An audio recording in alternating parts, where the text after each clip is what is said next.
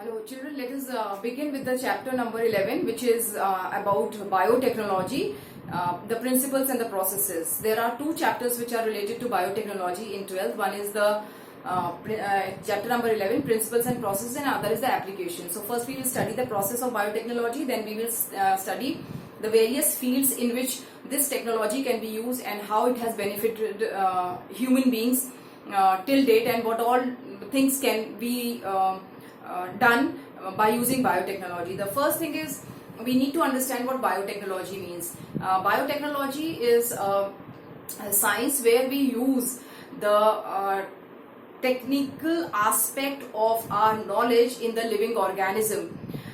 Here what we do is we try to change the characteristics of the organism, and we have understood up to the gene level. So biotechnology is basically the use of the organism, their parts or maybe their genes, in order to change the genetic constitution of an individual so that they can be benefited so that we are benefited from those changes.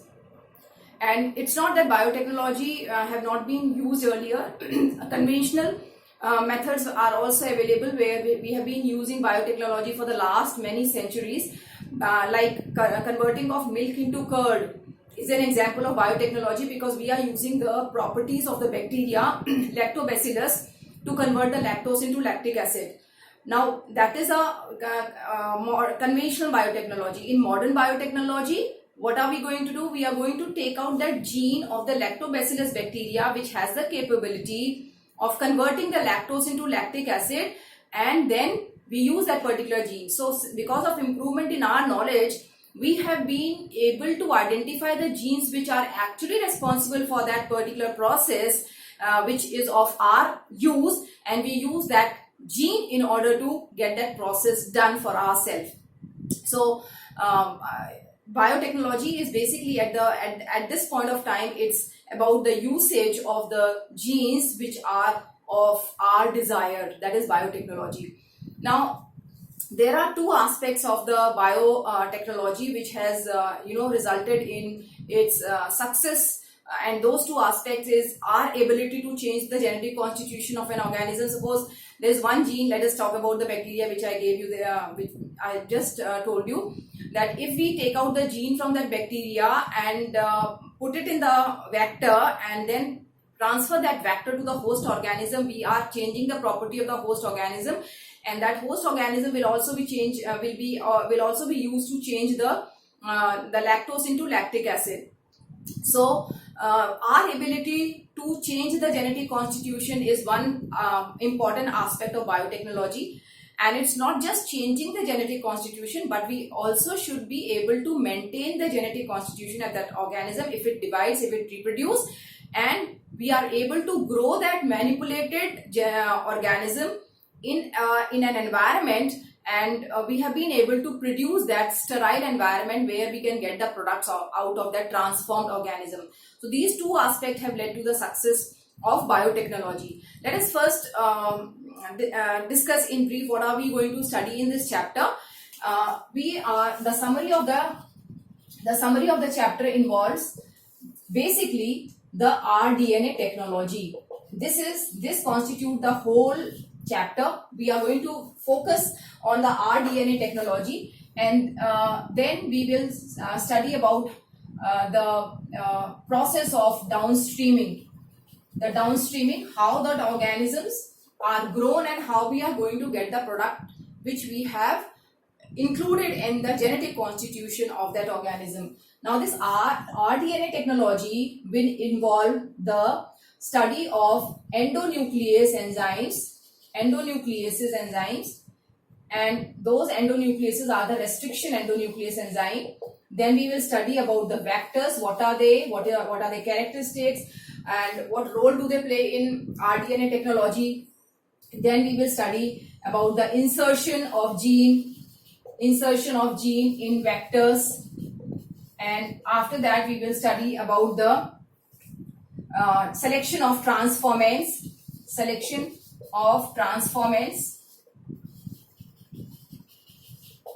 We will study about agrobacterium also.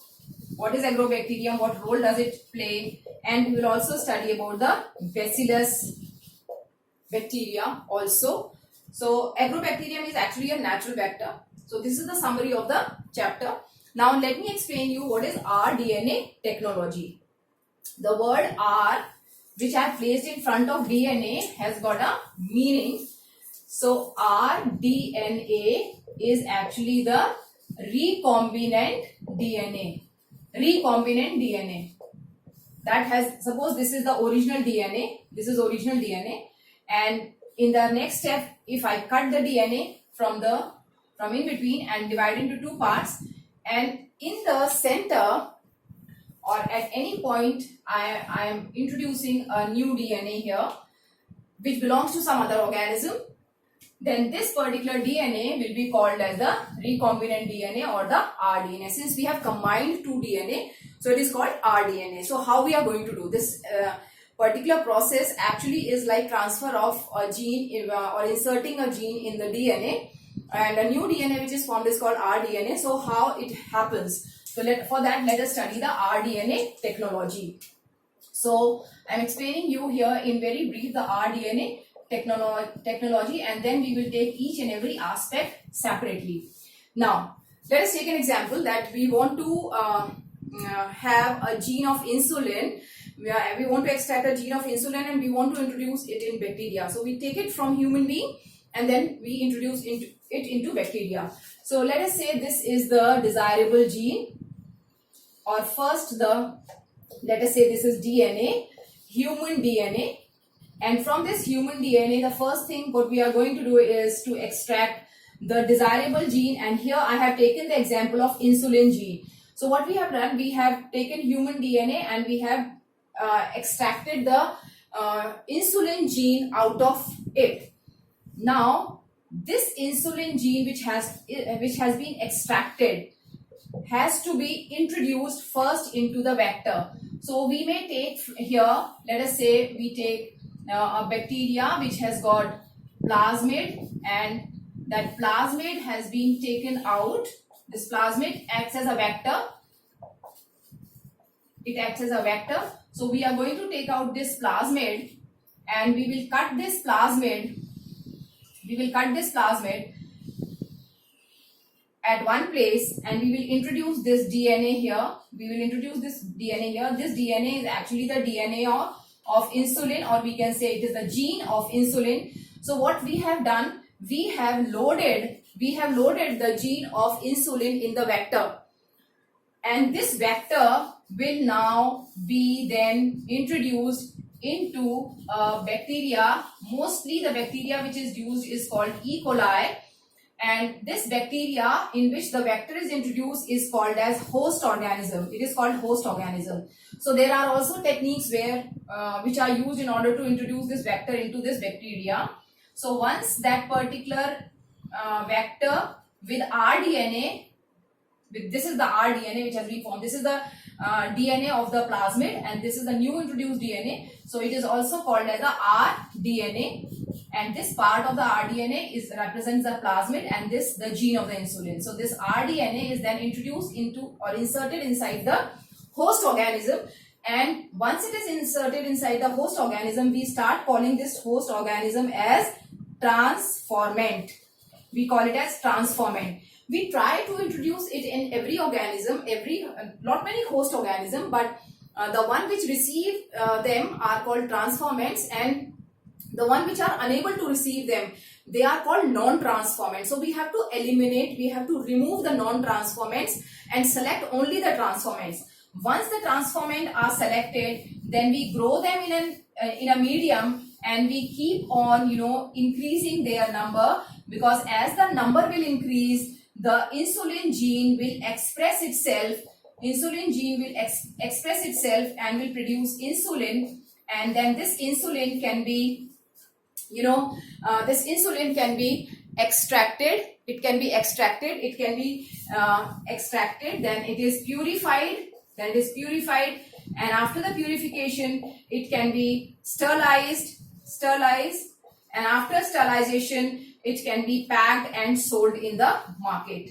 So what are we doing? We are taking the gene out of the human being, putting it in the vector, with the help of the vector, we are introducing them into the bacteria and let the bacteria grow. When the bacteria grow, the insulin gene will also divide and will produce the component insulin, and we'll be able to get insulin out of the bacteria. So we are basically using bacteria as a factory for the production of the insulin. So that is what biotechnology is. So this entire chapter revolves around these various processes only. We'll study them one by one. Here we are going, first we will study how we are going to extract the DNA, how we purify it. Then we will study how this particular DNA is introduced in it. It's not just one DNA, we have to have many DNAs. So we are also going to use a PCR technique that is called as a polymerase chain reaction.